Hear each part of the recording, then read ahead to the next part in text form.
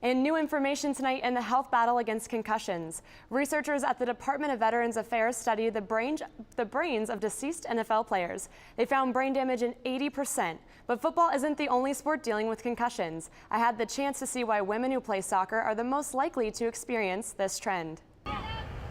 As these ASU soccer players battle it out on the field, their coaches battle to keep them safe.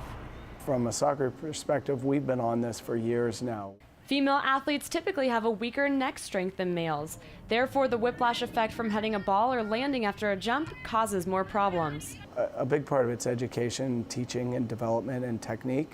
Coach Kevin Boyd makes his team do special exercises to help prevent any head or spinal injuries. And then, I think neck strength adds in for sure. But because concussions are still a major threat in soccer, Banner Concussion Center has found methods to help speed up the recovery time. We look at their eyes, we look at their vestibular system, and we try to look at their cognitive ability and try to bring all those parts together to determine what's affected. Athletic trainer Bryce Naleppo wants people to realize that football is not the only sport with concussion risk. There's no female counterpoint for football.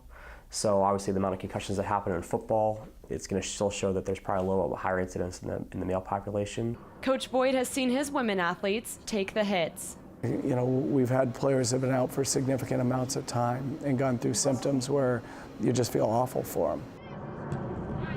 I think that every sport has some inherent dangers that part of growing up is learning how to manage those.